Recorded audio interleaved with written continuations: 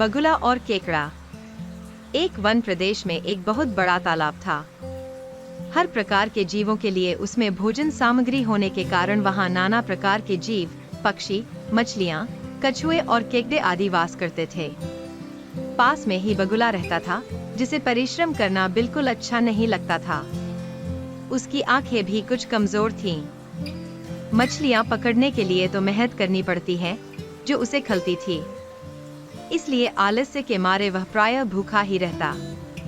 एक टांग पर खड़ा यही सोचता रहता कि क्या उपाय किया जाए कि बिना हाथ पैर हिलाए रोज भोजन मिले।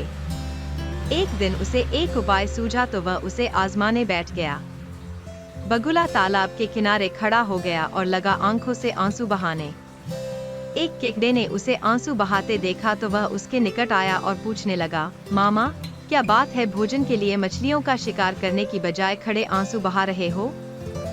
बगुले ने जोर की हिचकी ली और भर्राए गले से बोला, बेटे, बहुत कर लिया मछलियों का शिकार। अब मैं यह पाप कार्य और नहीं करूंगा। मेरी आत्मा जाग उठी है, इसलिए मैं निकट आई मछलियों को भी नहीं पकड़ रहा हूँ। तुम तो देख ही रहे हो। केकड़ा बोला, मामा, शिकार नहीं करोगे, कुछ खाओगे नहीं तो मर नहीं जाओगे? बगुले ने एक और हिचकी ली, ऐसे जीवन का नष्ट होना ही अच्छा है बेटे, वैसे भी हम सबको जल्दी मरना ही है। मुझे ज्ञात हुआ है कि शीघ्र ही यहाँ 12 वर्ष लंबा सूखा पड़ेगा। बगुले ने केकड़े को बताया कि यह बात उसे एक त्रिकालदर्शी महात्मा ने बताई है, जिसकी भविष्यवाणी कभी गलत नहीं होती।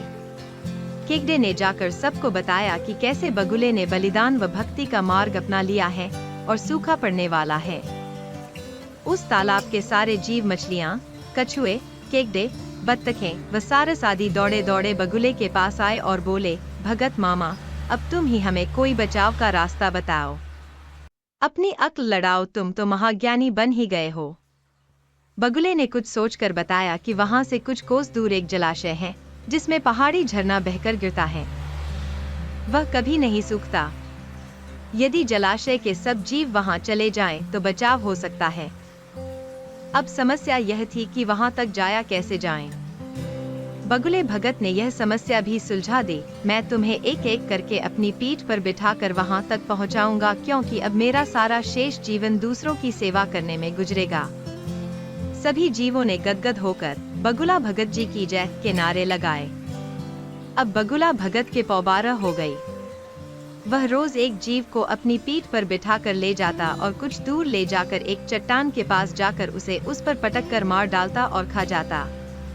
कभी मूड हुआ तो भगत जी 2 फेरे भी लगाते और 2 जीवों को चट कर जाते। तालाब में जानवरों की संख्या घटने लगी। चट्टान के पास मरे जीवों की हड्डियों का ढेर बढ़ने लगा और भगत जी की सेहत बनने लगी। खा खा कर वह खूब मोटे हो गए। मुख पर लाली आ गई और पंख चर्बी के तेज से चमकने लगे। उन्हें देखकर दूसरे जीव कहते, देखो, दूसरों की सेवा का फल और पुण्य भगत जी के शरीर को लग रहा है। बगुला भगत मन ही मन खूब हंसता।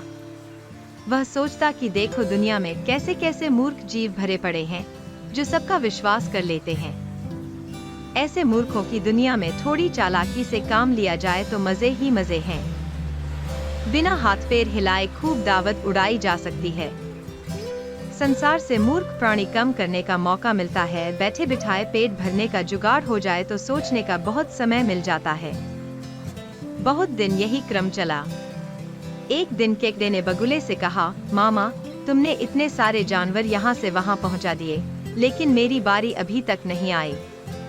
भगत जी बोले, बेटा, आज तेरा ही नंबर लगाते हैं, आजा मेरी पीठ पर बैठ जा। केकड़ा खुश होकर बगुले की पीठ पर बैठ गया। जब वह चट्टान के निकट पहुंचा तो वहां हड्डियों का पहाड़ देखकर केकड़े का माथा ठनका।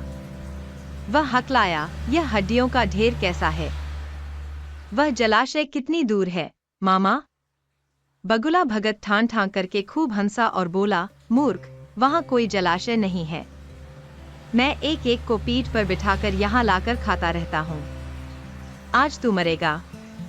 केकड़ा सारी बात समझ गया। वह सिहर उठा, परंतु उसने हिम्मत न हारी और तुरंत अपने जंबूर जैसे पंजों को आगे बढ़ाकर उनसे दुष्ट बगुले की गर्दन दबा दी और तब तक दबाए रखी जब तक उसके प्राण पखेरु न उड़ गए। फिर केकड़ा बगुले भगत का कटा सिर लेकर तालाब पर लौटा और सारे जीवों को सच्चाई बता दी कि कैसे दुष्ट बगुला भगत उन्हें धोखा देता रहा। शिक्षा: एक दूसरों की बातों पर आंखें मूंद कर विश्वास नहीं करना चाहिए। वास्तविक परिस्थिति के बारे में पहले पता लगा लेना चाहिए। हो सकता है सामने वाला मनगढ़ंत कहानियां बना रहा हो और आपको लुभाने की कोशिश कर रहा हो। 2. कठिन से कठिन परिस्थिति और मुसीबत के समय में भी अपना आपा नहीं खोना चाहिए और धीरज व बुद्धिमानी से कार्य करना चाहिए।